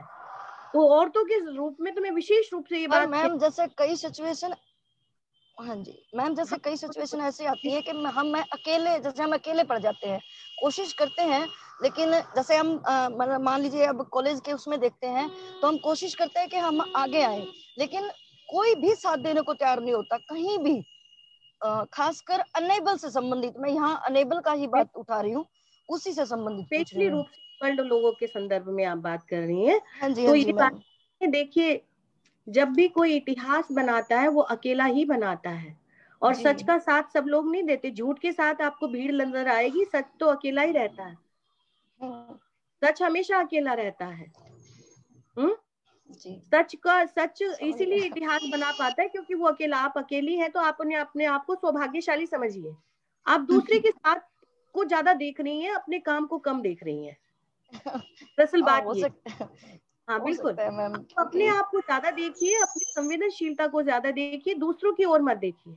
क्योंकि जब हम परमुखापेक्षी हो जाते हैं तो हम अपने आप को कम महत्व देते हैं। हम देखते हैं, जैसे मान लीजिए आपने एक नई ड्रेस, छोटा सा उदाहरण दे रही हूँ, एक नई ड्रेस बनाई आपने, बहुत चूज करके मार्केट पूरा भ्रमण करके आपने ढूंढा, तो आपको लगा कि मैं बहुत अच्छी लग रही हूँ, और आपको जानबूझ के कोई कह दे कि आप बिल्कुल अच्छी नहीं लग रही है, और आप बिल्कुल मुंह बना ले और आप उस ड्रेस को फेंक दें, ये अच्छी बात नहीं है। जब आपने चुना था, जब आपने सब कुछ किया था, तो चयन की जिम्मेदार आप थी, आपने बनवाया था। तो हम अपनी जिम्मेदारी को अपने संदर्भ में तो समझे। परेशानी ये है कि ये प्रशिक्षण हमारे किसी संस्थान में नहीं दिया जाता, हमारी आत्मा का निर्माण नहीं किया जाता, हमें पौधों की तरह नहीं बढ़ने दिया जाता, हमारे ऊपर कुछ चीजें रख दी जाती हैं बोझ की तरह, जिसके बोझ के नीचे हमारा अपना अस्तित्व, हमारा अपना व्यक्तित्व दब जाता है। आप देखिए, प्राचीन काल में जो हमारी शिक्षा प्रणाली थी वो श्रम पर आधारित थी, भीतर से सब पैदा होता था, बच्चा खाली हाथ जाता था। आज कितना भारी बस्ता लेके जाता है, फिर भी क्या पूर्ण मनुष्य बन पाता है? अब वही 16 साल का 14 साल का बच्चा अमेरिका के स्कूलों में गोली चलाता है, कितने लोगों को मार डालता है। क्यों? क्योंकि उसके भीतर का विकास नहीं किया जा रहा, बाहर से उसके ऊपर बोझ रखा जा रहा है। तो गलतियां तो बहुत सारी व्यवस्थाओं में है। इसीलिए मैं कह रही हूँ ना कि व्यवस्थाएं क्योंकि उस बुद्धिजीवी दर्शन से कट गई हैं, इसलिए व्यवस्थाएं विद्रूप हो गई हैं, खराब हो गई हैं। किसी भी व्यवस्था को देख लीजिए आप, सब व्यवस्थाओं का एक ही दोष है, क्योंकि जड़ तो एक ही जगह से है। जड़ को पकड़ने की कोशिश कीजिए, आपका निर्माण कोई दूसरा नहीं करेगा। आप औरत का तो जुझारू व्यक्तित्व अगर ना होता तो आज औरत को कहीं जीने भी ना दिया जाता। वो तो उसका अपना जुझारू व्यक्तित्व है कि वो अपने आप से भी लड़ती है और समाज से भी लड़ती है, समय से भी लड़ती है और विचारधारा से भी लड़ती है, तब वो जाके कहीं खड़ी हो पाती है। जी बिल्कुल सही है। Thank you ma'am, thank you very much. अगले मैम, इसमें डॉक्टर राजेश भामरे जी कह रहे हैं कि मैम इस भयंकर दशा के लिए साहित्य के अलावा क्या उपाय है? आत्मबोध ही सबसे बड़ा उपाय है, साहित्य तो बाद में आता है। आत्मबोध ही नहीं होगा अगर हमारे पास, क्योंकि हम बोध से ही तो टूटे हैं, अपने बोध से टूटे हैं। हमेशा हम दूसरों के बारे में चिंतन करते, फलाने ने मुझे ऐसा कहा, आज कॉलेज की ये परेशानी है तो उसका समाधान मैं कैसे करूं, ओहो ये भी काम है वो भी काम है। हम कभी अपने बारे में नहीं सोचते हैं ना, तो अपने बारे में चिंतन नहीं करते, अपने आप को हम जरा सा समय नहीं देते, दुनिया को सारा समय देते हैं, सारा कारोबारी दुनिया को समय देते हैं। तो जब कारोबारी हो जाएगी तो लुटेरी भी तो बढ़ेंगे ना, लूट ही मचेगी। फिर पूरा देश क्या, पूरा विश्व भी अगर कारोबारियों को दे दिया जाए तो उसमें कोई हर्ष थोड़ी है, क्योंकि है ही कारोबारी सब कुछ। जी जी, तो उस बोध को जगाने की जरूरत है ना, वो बोध अपने आप नहीं जगता है, बोध तो खुद पे मेहनत करने से जगता है। ना कहना आना चाहिए हमें, हम ना कहना नहीं सीखते, हम तो हामी भर के, हमारा क्या बिगड़ता है, सब हाँ कर रहे थे हमने भी हाँ कर दिया। आप बुद्धिजीवी हुए क्या फिर? अगर दूसरों के हाँ करने में ही आपने हाँ मिला दी तो आप तो भीड़ हुए ना। उचित अनुचित का ध्यान अपने अनुसार रखना पड़ेगा। जी मैम, और भी बहुत सारे प्रश्न क्वेल मैम। हाँ, डॉक्टर प्रदीप कुमार जी ने एक 1 to 8 करके एक कैंडिडेट हमसे जुड़े हुए हैं सर, उनका प्रश्न ले ले। उन्होंने हैंड रेस किया था, इनका एक ले लेते हैं जी। क्या आपने आप अपना माइक अनम्यूट कीजिए सर। मैम मुझे पता नहीं चल रहा है, आप नंबर से जुड़े हैं। या गलती से आपका हैंड रेज हो गया, बताएं। हमने आपको पैनलिस्ट बनाया है, नंबर 128 आपने हैंड रेज किया था। चलिए गरिमा जी, हो अगला सकता, प्रश्न। सोहेल मैम बहुत सारे सवाल हैं हाँ उसमें, है मैम, ना? हाँ सर, प्रश्न ले डॉक्टर लेते प्रदीप हैं। कुमार जी ये पूछ ठीक। रहे हैं, मैम जब कोई लालच में पड़ व्यवहार करता है तो उसके साथ व्यवहार करते हुए संवेदना का कैसे परिचय दिया जाए? लालच में तो हर व्यक्ति खुद ही पड़ता है ना, दूसरा तो लालच देता है हमें। अब मुझे कोई कह दे कि आप मेरा ये बच्चे को इसको पास कर दीजिए, इसका ये नहीं कर सका, आप इसको पास कर दीजिए, मैं आपको 2 लाख रुपए देता हूँ, तो लेने वाली तो मैं हूं ना। लालच में तो तभी पड़ती हूँ ना मैं, जब मेरी भूख है वहां। वही तो हवस, वही तो वासनाएं हमें संचालित करती हैं। तो हमें हमारी वासनाएं क्यों संचालित करें, जबकि वासनाएं तो बुलबुलों की तरह है, उठती हैं, मिटती हैं, तिरोहित होती हैं, फिर उठती हैं। सागर के सच को पहचानना चाहिए ना, आत्मा के सच को पहचानना चाहिए, बुद्धिजीवी को कम से कम। क्योंकि पूरी इतनी मेहनत अगर की है, इतने साल अगर पढ़ाई की है, उसके बाद पढ़ा रहे हैं और हम उस चेतना से छिटक कर पढ़ा रहे हैं, तो फिर कोई फायदा नहीं है। फिर तो हम लालच में ही पढ़ेंगे और फिर हम अपने पीछे भी कैसी लाइन लगाते हैं, हम कैसे शिष्य बनाते हैं, ऐसी कि अप्रोच से आ गई, उसका एडमिशन मैंने कर दिया, इसका ढिमकाने ने कर दिया, ये मेरा शिष्य हो गया। कैसे हो गया ये मेरा शिष्य? वो हो गया क्योंकि लालच में है हम। जी, तो इस चीज को, चरण चुंबन वाली चीज को, अपने आप को हमें सब अच्छा ही कहें, क्यों कहें सब अच्छा? अगर हम बुरा काम कर रहे हैं, उनकी नजरों में ये बुरा है कि उनकी हाँ में हाँ नहीं मिला रहे, तो ज्यादा से ज्यादा क्या होगा? वैसे भी जीवन गंवाने से ज्यादा क्या हो सकता है? कोई मार देगा, इससे ज्यादा बड़ा तो कुछ सच नहीं है। लेकिन अपनी स्वतंत्रता को मैं गिरवी रखने को तैयार नहीं हूं, तो ये मेरा बल है, इसे दूसरे नहीं बढ़ाएंगे। दूसरे मेरी स्वतंत्रता को खरीदने के लिए आएंगे, दूसरे खरीदार हैं। हम अपने भीतर से जब बाहर निकलते हैं, बाहर की यात्रा खरीदारी की होती है यात्रा, दूसरे हमारे खरीदार हैं, हम क्यों अपने आप को बेचेंगे? तो लालच करने वाले हम हैं ना, लालच देने वाला दोषी नहीं है, हम खुद दोषी होते हैं। जी जी मैम, इसमें नाम नहीं लिखा है। एक प्रश्न है, हिंदी साहित्य में विकलांगता का दर्शन कैसे आया? देखिए बंधु, विकलांगता का दर्शन, वैसे तो विकलांग पात्रों का चित्रण होता रहा है। जैसे आपने अगर पढ़ा हो राग दरबारी, तो उसमें एक लंगड़ है, हाँ, जो जिंदगी भर संघर्ष करता है पर उसका हासिल नहीं होता उसे कुछ भी, लेकिन वो विनम्र रहता है। ऐसे ही आपने देखा होगा बहुत सारी कहानियों में, प्रेमचंद में, प्रेमचंद का युगांतरकारी उपन्यास है रंगभूमि, जिसका सूरदास पात्र है, वो दृष्टिबाधित है, अंधा है। तो मैं बताऊं कि विकलांगता का दर्शन जो मेरे दिमाग में आया, 2005 की बात है घटना, इसका जिक्र मैं आज आपके मन से करना चाहती हूँ। 2005 में रंगभूमि को जनपद पर बहुत सारे दलित साथियों ने जलाया था। मैं उस समय किरोड़ीमल महाविद्यालय में पढ़ाती थी, तो मेरे को बहुत इस बात से धक्का पहुंचा था कि एक इतने बड़े लेखक की कृति को, जिसमें मेरी दृष्टि से 20वीं सदी का सबसे बड़ा महानायक है सूरदास, जो दृष्टिबाधित है, जो हर दृष्टि से दीन है, लेकिन उसकी जाति चमार होने से उसके साथ अन्याय नहीं हुआ। इन दलितों ने जलाया इसलिए था कि वहां पर प्रेमचंद चमार कह के संबोधित करते हैं। तो वो समाज का प्रचलन है, उस समाज की सच्चाई को दिखाने के लिए प्रेमचंद को ऐसा प्रयोग करना पड़ा था। लेकिन जलाने वाले नादान थे। उस समय मेरे मन में इस पात्र को लेके, इस कृति को लेके बात आई थी, तो तब मैंने पहला अपना लेख लिखा था कि सूरदास विकलांगता विमर्श का पहला पात्र है 20वीं शताब्दी का, ना कि उसका अपमान या उसकी जगह इसलिए नहीं बनती है क्योंकि वो अंधा है। अगर वो अंधा ना होता, केवल महज जाति का चमार होता, तो उसका स्थान बन जाता, तब वो दूसरे की औरत को भी रख सकता था। अब वो अंधा है तो नहीं रखता, क्योंकि लोग क्या कहेंगे, क्या सोचेंगे, लोग देख रहे होंगे। उसके मन में अनेक आकांक्षाएं, अनेक इच्छाएं, अनेक भय, इस तरह की चीजें परिव्याप्त है। तो उस लेख के बाद फिर मेरा पहला काव्य संग्रह पांखुरी आया था, जिसमें मैंने विकलांगता से संबंधित कविताएं लिखी थी।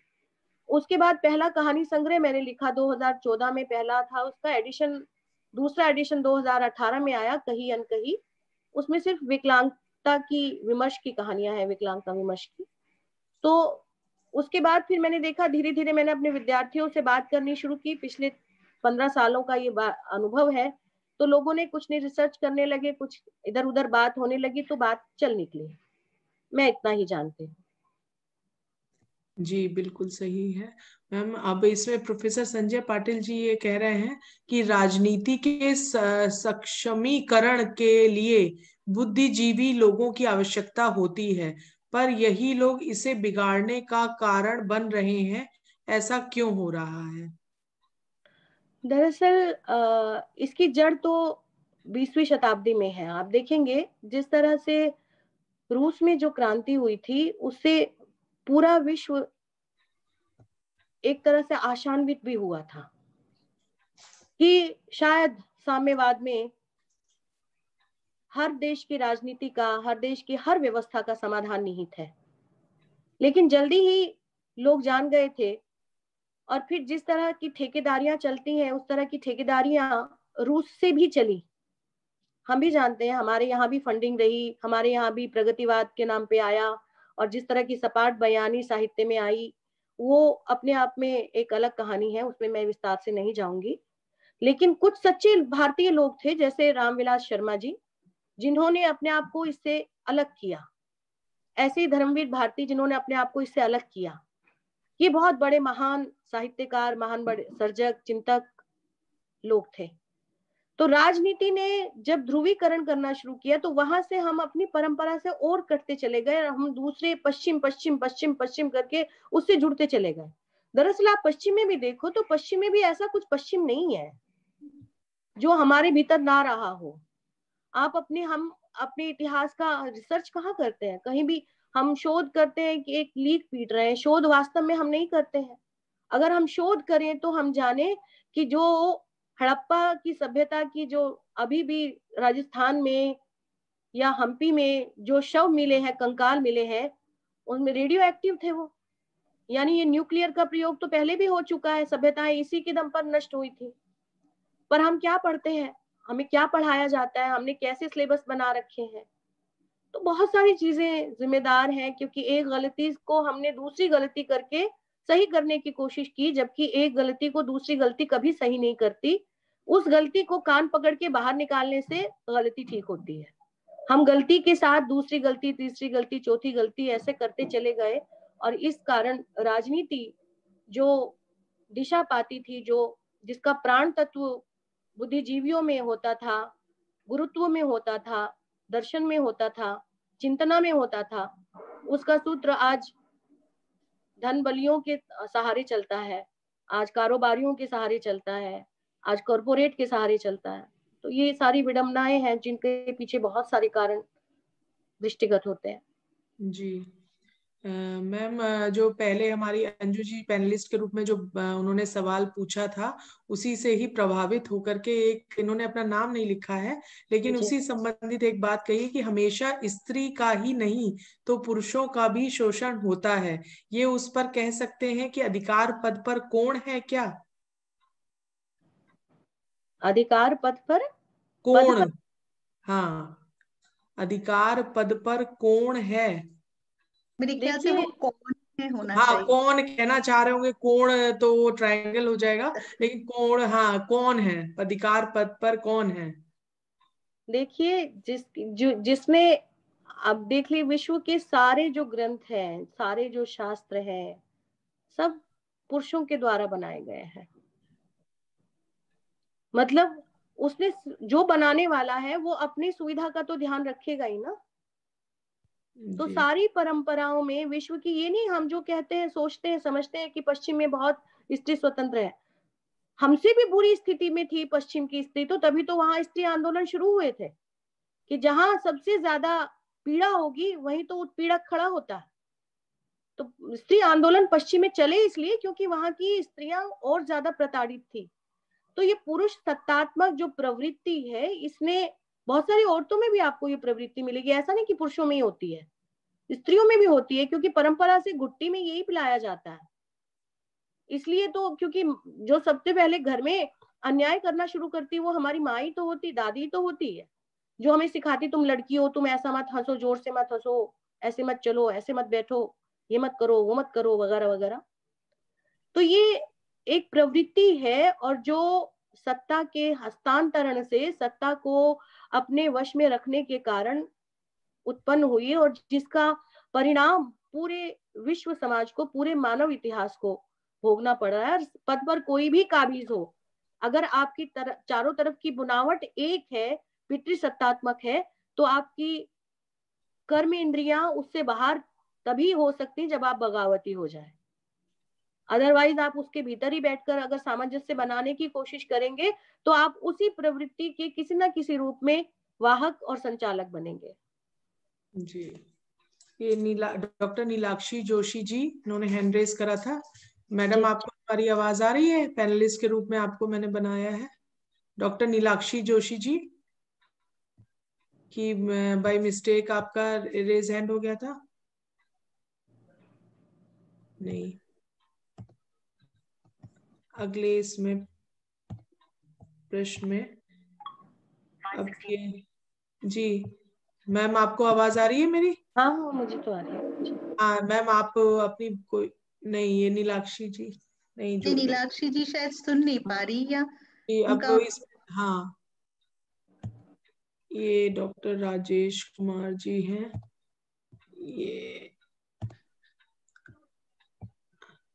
ये डॉक्टर राजेश कुमार। सर आप अपनी बात रखें। डॉक्टर राजेश कुमार जी, आप अपनी बात रखिए, अगर मेरी आवाज आप तक आ रही है तो। जी मैम। जी सर, हाँ जी जी, धन्यवाद मैम। तो सबसे पहले तो मैं इतने संवेदनशील और ज्ञानवर्धक वक्तव्य के लिए मैम का हार्दिक आभार व्यक्त करता हूँ। और रंगभूमि के संदर्भ में जो मैम ने टिप्पणी की, उससे आंशिक सहमति रखते हुए एक आंशिक असहमति भी व्यक्त करना चाहूँगा। निश्चित रूप से रंगभूमि का जलाया जाना नकारात्मक राजनीति, दलित साहित्य की राजनीति की परिणति थी। लेकिन ऐसा नहीं है कि रंगभूमि में केवल एक चमार शब्द मात्र आपत्तिजनक था, बल्कि हम सूरदास के चरित्र चित्रण को देखें तो उसमें बहुत कुछ आपत्तिजनक है। अगर आप पहले पेज पर ही, रंगभूमि के पहले पेज पर जो परिचय पाते हैं सूरदास का, तो आपत्तिजनक नहीं है सर? नहीं जी मैम, उसमें जो परिचय है, परिचय इसी तरह से आता है कि जो वो पात्र है, मतलब ना उसे नाम की जरूरत है ना काम की जरूरत है, क्योंकि इनके लिए बना बनाया नाम है सूरदास और बना बनाया काम है भीख मांगना। तो जो इस तरह की जो टिप्पणी आती है वो निश्चित रूप से वो गरिमामयी टिप्पणी तो नहीं है उस पात्र के लिए। और गरिमामयी टिप्पणी है, मैं आपको यही बताना चाहती हूँ बंधु। दरअसल 1924 में ये उपन्यास लिखा गया था और उस समय भारत में अंधों की यही स्थिति थी। प्रेमचंद लिखते हैं बहुत बेबाकी के साथ कि भारत में अंधों को ना नाम की जरूरत है ना काम की, उनकी बना बनाया काम है भीख मांगना, और बना बनाया नाम है सूरदास। ये टिप्पणी, ये पहला परिचय जी। स्वतंत्रता से पहले का सच, जब कोई भी दृष्टिबाधितों के लिए स्कूल नहीं थे, दृष्टिबाधित हर मोड़ पे हर जगह भीख ही मांगते थे। वो किसी, सूरदास अगर ब्राह्मण होता तो भी उसकी यही दशा होती, क्योंकि वो दृष्टिबाधित था, वो अंधा था। इसलिए मैं अपने फेसबुक पे मैं अभी ये आर्टिकल लगाऊंगी पुराने वाला, तो आप लोग जो भी पढ़ना चाहें जरूर पढ़िएगा। मैं फेसबुक पे लगाती हूँ कल ढूंढ के उस आर्टिकल को, जो मैंने 2005 में लिखा था, जब ये जलाया गया था। तो उस समय मैंने सारी चीजों को कोट करते हुए दिखाया था कि वो उसके अंधा होने की पीड़ा है। जी मैम, हालांकि मैम ये बात ठीक है कि रंगभूमि का जलाया जाना तो राजेंद्र यादव और सोनपाल सुमनाक्षर के बीच की जो राजनीति थी, वो जो इनका वो सीधा दलित साहित्य अकादमी और राजेंद्र यादव के दफ्तर से वो सब संचालित हो रहा था। और चूंकि मीडिया से कवरेज मिल गया था तो वो इतनी बड़ी परिघटना में बदल गया था। लेकिन फिर भी कुछ मन में एक संशय तो आता है। वहाँ जिस तरह की भाषा का प्रयोग है, हम कह सकते ठीक है, यथार्थ चित्रण, मतलब एक पाठ ये है कि प्रेमचंद ने यथार्थ चित्रण किया है, लेकिन दूसरा पाठ ये भी है कि वो भाषा चुभती तो है मैम। नहीं, वो अब चुभ रही है ना, जब हम कुछ जान गए, खड़ा होना सीख गए हैं, आज चुभ रही है हमें। लेकिन हमें साहित्य जो है वो इतिहास के स्पेस को भरने का काम भी करता है। इतिहास जो स्पेस खाली छोड़ देता है, जो जगह छोड़ देता है, उन रिक्तियों को साहित्य का संवेदनशीलता से भरता है।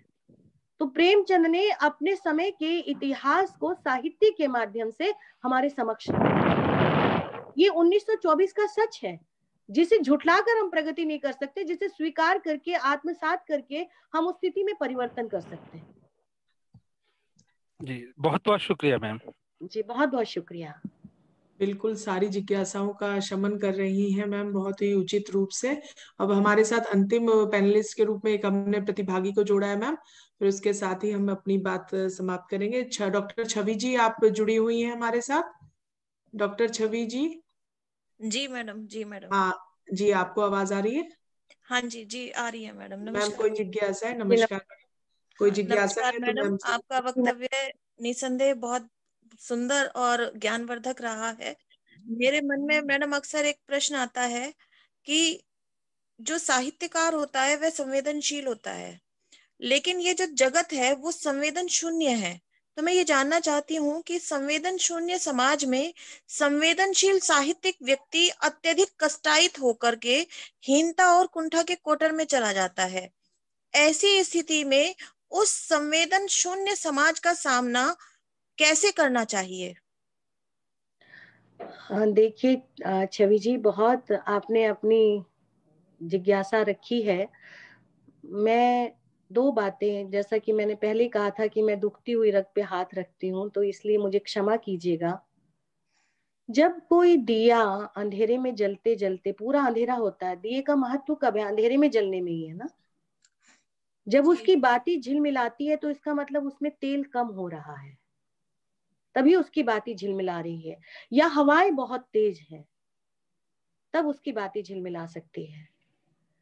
तो हवाएं बहुत तेज है, दिए में बहुत, हवाएं बहुत तेज हो और दिए में तेल भरपूर हो, बाती सशक्त हो, तो फिर भी काफी मुकाबला कर सकती है। लेकिन दिए में तेल कम हो जाए तो बाती ज्यादा देर तक ज्योति नहीं दे सकती। कहीं ना कहीं समाज की संवेदनहीनता से जब आप प्रभावित हो रही हैं, या संवेदनशील व्यक्ति कोई भी प्रभावित हो रहा है, तो इसका मतलब उसकी आत्मबाती कहीं ना कहीं कमजोर पड़ रही है।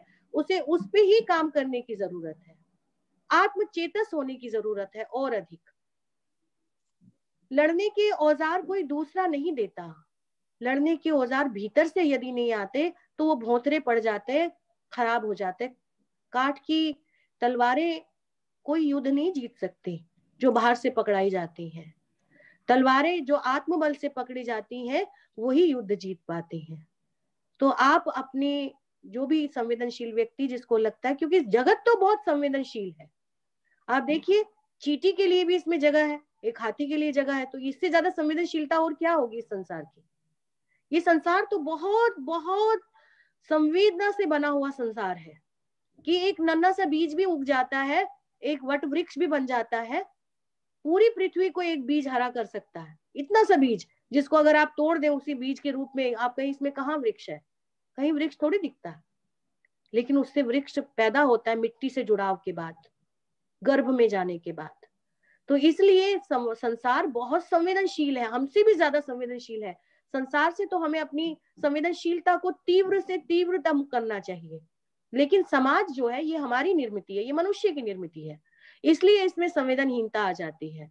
हमारा लोभ लालच, हमारी आकांक्षाएं, इच्छाएं, हमारे अभिप्रेत, सब कुछ प्रेत की तरह खड़े हो जाते हैं, कंगाल की तरह खड़े हो जाते हैं और आड़े आने लगते हैं। तो हमें लगता है हम इतनी जड़ लोगों से कैसे टकराएं। लेकिन कहीं ना कहीं फिर भी अपने आत्मबल को ही, अपनी आत्मा को ही प्रदीप्त करना चाहिए, उसी में शक्ति संजोकर फिर हमें बाहर रास्ता मिल जाता है। देखिए पहला कदम बच्चा तब तक नहीं रख पाता सशक्त होकर जब तक कि उसमें आत्मबल नहीं आता कि मैं खड़ा हो सकता हूँ, गिरूंगा नहीं। तो खड़े होने के लिए मुझे अपने पैरों में ही दम चाहिए। तो छवि जी, आप अपने ऊपर ज्यादा काम कीजिए, बहुत अच्छी तरह से आपको रास्ता भी जरूर मिलेगा, और आप अपनी संवेदनशीलता से समाज की संवेदनहीनता को जरूर बदल पाएंगे कुछ भी हद तक। अपने आसपास ही सही, उससे दूसरे लोग करें, सारा दायित्व मेरा थोड़ी है। एक छोटी सी बात कि एक बार एक महर्षि से किसी ने कहा था कि दुनिया कहाँ जाएगी, सबने इतने न्यूक्लियर बना लिए हैं, बम बना लिए हैं, एक ने भी चला दिया तो पूरे सब तबाह हो जाएंगे, दुनिया का होगा क्या? तो उन गुरु ने कहा था कि क्या दुनिया तुमने बनाई है? तुम दुनिया की जो चिंता कर रहे हो, जिसने बनाई है वो चिंता करेगा, तुम अपनी चिंता कर लो, बहुत है। जो कुछ तुमने बनाया है, समाज हमने बनाया, हम उसकी चिंता कर ले। घर हमने बनाया, परिवार हमने बनाया, उसकी चिंता कर ले। विद्यालय हमने बनाया, हम उसकी चिंता कर ले। जो हमने बनाया हम उसकी चिंता कर ले, वो बहुत है। संवेदनशीलता के साथ हम पूरी दुनिया की चिंता ना करें तो कोई बड़ी बात नहीं है, कोई बुरी बात भी नहीं है। तो आप लोगों ने मेरे भीतर के इस सृजन को इतना अच्छी तरह से बाहर निकाला। आपने मुझसे एक रचनात्मक सृजनात्मक संवाद स्थापित किया, और इस मंच के माध्यम से हमारे ये तमाम युवा साथी आलोक रंजन पांडे जी, गरिमा जी, कोयल जी जो व्यवस्था करने में लगे हुए हैं, मैं आप सभी प्रतिभागियों के प्रति और इस तमाम टीम के प्रति अपनी कृतज्ञता ज्ञापित करती हूँ, और ईश्वर से प्रार्थना करती हूँ कि हमारे भीतर जो ईश्वर ने दिया है, जो अथाह, जो अनंत दौलत है, वो दिन दुगनी रात चौगनी बढ़े। हम प्रेम करना सीखे। हम झूठा प्रेम करते हैं। आप किसी युवक को पकड़िए जो प्रेम कर रहा हो, जिसको आप जानते भी हो कि तुम प्रेम करते हो, तुरंत नकार जाएगा, नहीं तो जैसे कि कोई बुरी बात कर रहे हो।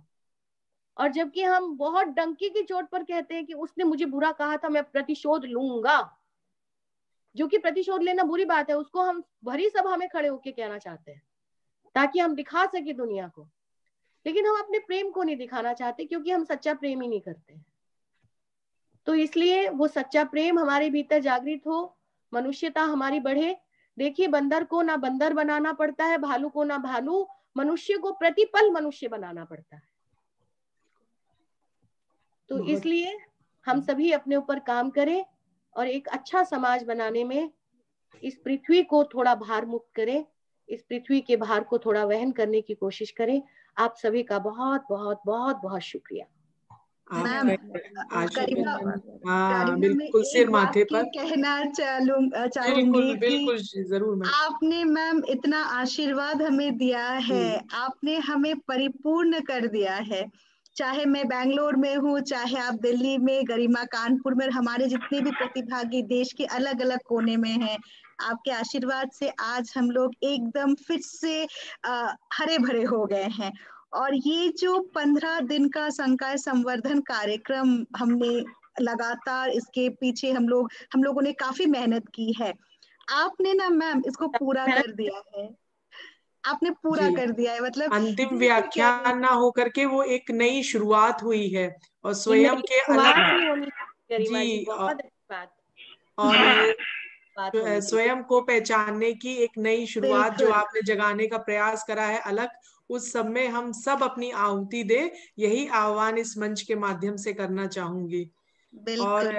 और ये बात भी मैम मैंने कहा था ना कुछ मैम आपसे सबसे पहले कि अंत भला तो सब भला, और अभी हमारे सारे प्रतिभागी मित्रगण लिख रहे हैं कि अद्भुत व्याख्यान, इससे अद्भुत व्याख्यान हो नहीं सकता था। मैं तो व्याख्यान नहीं मानूंगा इसे मैम, मैं तो दिल की आपकी जो अनुभूति थी उसकी अभिव्यक्ति आपने की है। और वास्तव में प्रेम छुपाने की चीज, लोग कहते हैं ना कि प्रेम छुपा के रखने की चीज है, और प्रेम ये है, हम यदि प्रेम करते हैं तो हमें प्रेम करके बताने में कोई जरूरत, मतलब संकोच नहीं करना चाहिए।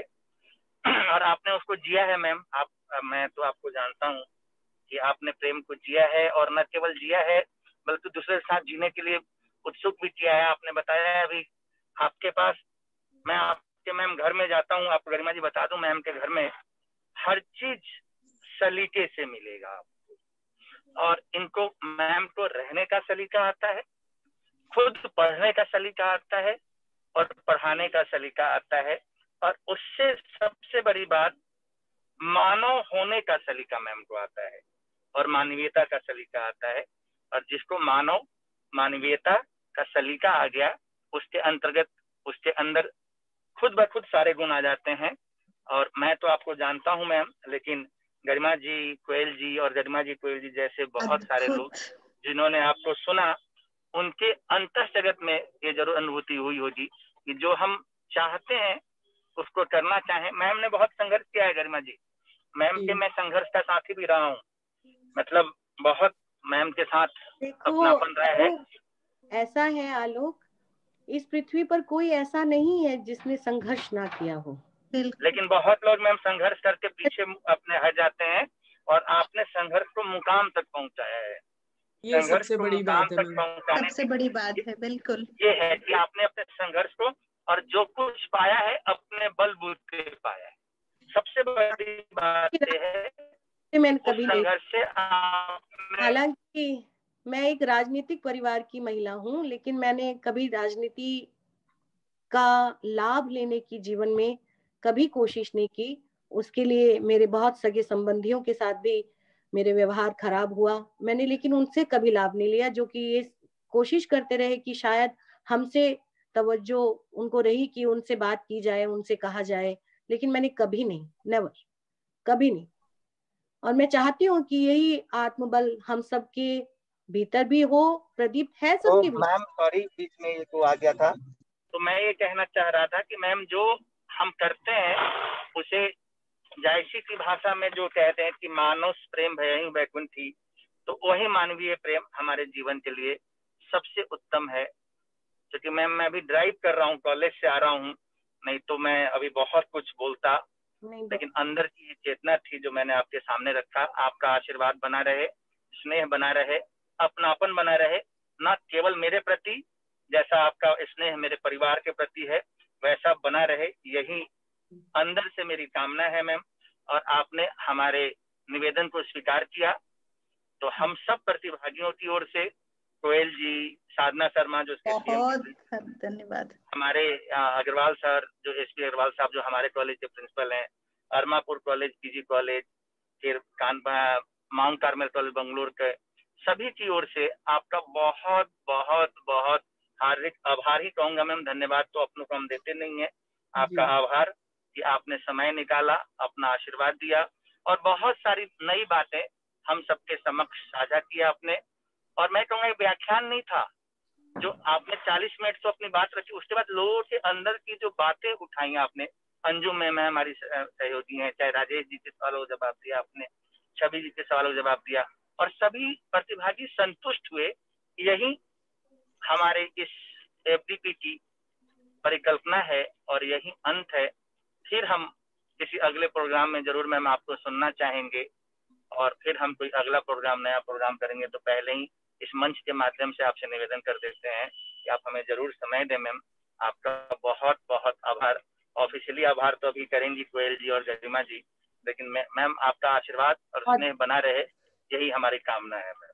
जी, और आपका आशीर्वाद हम सब पर ऐसे ही बना रहे, ऐसे ही प्रेरणाप्रद आशीर्वचन हमें प्राप्त होते रहे, जिससे अंतः चक्षु हमारे जागृत होते हुए भी वो बिल्कुल आगे की ओर प्रेरित करने के लिए आगे बढ़ते रहे हम सब। बस इसी आकांक्षा के साथ हृदय तल से आपका बहुत बहुत आभार। और मैं अपने आयोजक मंडल की ओर से और अपने प्रतिभागियों की ओर से इन पंक्तियों के साथ आपका साधुवाद करना चाहूंगी। कई जीत बाकी है, कई हार बाकी हैं, कई जीत बाकी हैं, कई हार बाकी हैं, अभी तो जिंदगी का सार बाकी है। यहाँ से चले हैं नई मंजिल के लिए, यहाँ से चले हैं नई मंजिल के लिए, यह तो एक पन्ना था, अभी तो पूरी किताब बाकी है। वाह, बहुत बहुत धन्यवाद। हाँ, हृदय से आपका उपहार बाकी है। हाँ जी, हम सबका उपहार इस प्रकृति को, इस समाज को बाकी है जी। कितना भी दे लीजिए, वो उपहार हमेशा बाकी है। आपने एफडीपी बहुत अच्छा आयोजित किया, बहुत बहुत शुक्रिया जी, बहुत बहुत धन्यवाद जी। अब जैसा कि आलोक जी जो रहेगा, यदि बोलना चाहते हैं तो पूछ लीजिए।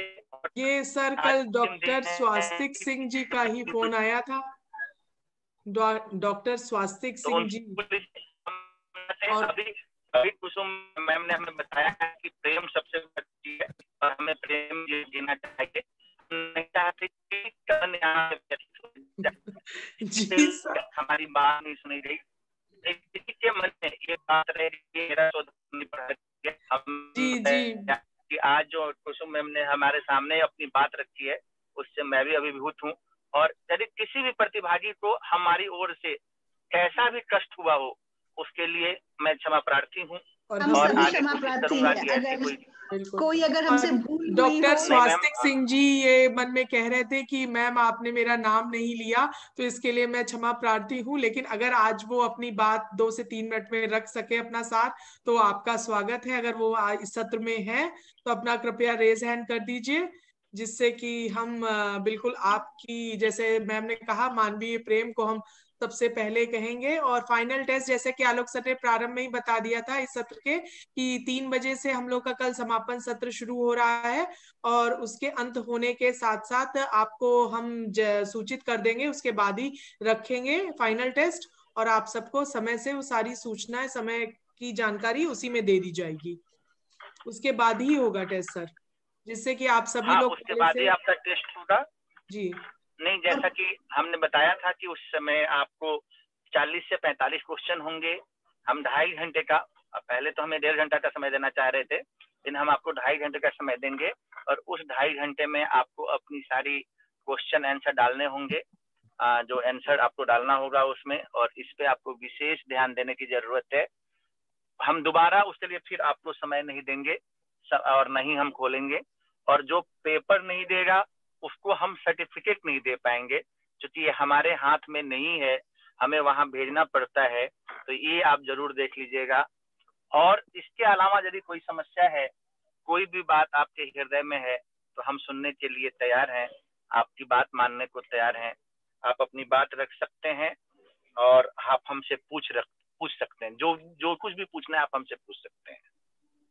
हाँ सर, नहीं अभी तो कोई इसमें क्वेश्चन आंसर में तो नहीं है। टेलीग्राम में ही जो ग्रुप है उसी में लिंक आएगा आपको समापन सत्र के बाद और समय आपको निश्चित करके बता दिया जाएगा। तो और कोई प्रश्न हो, कोई जिज्ञासा हो? जी जी, कोई जिज्ञासा है, कुछ भी है तो आप हमसे पूछ सकते हैं, नहीं तो हम इसको सत्र को यहीं खत्म करें और कल की तैयारी के लिए हम अपना काम करें। यदि किसी के अंदर कोई जिज्ञासा हो, कोई है जिज्ञासा किसी के मन में? सर, शोध आलेख भेजने की अंतिम तिथि क्या है? अंतिम तिथि 9 तारीख है। अंतिम तिथि तो हमने भेज दिया है, 9 तारीख है। यदि आप 9 को नहीं भेज रहे हैं तो आप हमें 2 दिन, 3 दिन, 4 दिन में भेज दें। मैक्सिमम आप हमें 15 तक जरूर भेज दें। और चूंकि जब तक आप अपना शोध पत्र नहीं देंगे तब तक हम आपको सर्टिफिकेट नहीं दे पाएंगे, क्योंकि सर्टिफिकेट देने में कम से कम 15 दिन का समय लगता है। तो 25 के बाद ही हम सर्टिफिकेट दे पाएंगे। तो जब आप यदि 25 के बाद आप देंगे तो हम कोई जिम्मेदार नहीं होंगे आपके उस शोध का, लेकिन मैक्सिमम आप 17-18 तक आप भेज देंगे कि जिससे हम 4-5 दिनों में हम आपका नाम वहाँ पे भेज सकें, क्योंकि टाइम लगता है, रिजल्ट बनाना है, इन सब में हमें टाइम लगेगा। तो ये है। और तो कोई किसी के मन में मुझे कल का शेड्यूल, हाँ कल का शेड्यूल अभी आपको दे दिया जाएगा।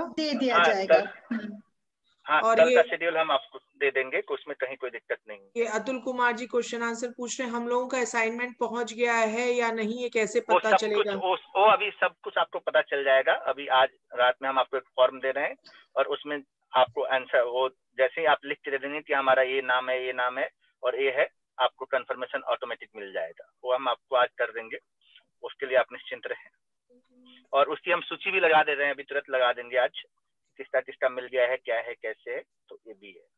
और कोई समस्या हो, कोई सवाल हो तो हम आपके लिए हैं, आपके साथ हैं, आपकी बातों को सुनने के लिए हैं। आप अपनी बात रख सकते हैं।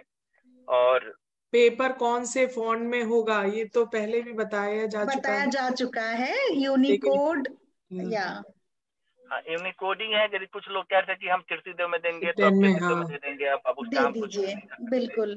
पेपर का टाइम आपको बता दिया जाएगा सर, सारी सूचनाएं हाँ टेलीग्राम में दे देंगे, ऐसे 4:30 से होगा जी अभी तक के हिसाब से। 4:30 से आपके समक्ष पेपर होगा और 4:30 से ही हम रखेंगे। यदि किसी को पेपर पढ़ना है, मैं बार बार कह रहा हूँ, किसी के मन में यदि ये पेपर पढ़ना है कि मुझे पढ़ना है, अभी भी आप पढ़ सकते हैं, हमारी ओर से आपका स्वागत है। और किसी के मन में पेपर इजी दीजिएगा सर, अब पेपर तो मैं बनाता नहीं हूँ, क्या दूंगा पेपर इजी, वो तो सर आपका है। वीडियो आप लोग देख लीजिएगा, जो भी 5-7 वीडियो है वो हमने डाल दिया है, आज वाली वीडियो भी हम डाल देंगे, आप उसको देख लीजिएगा। नहीं पेपर कल ही होगा, पेपर कल ही होगा। ये पेपर नहीं है आपके लिए, हम आपकी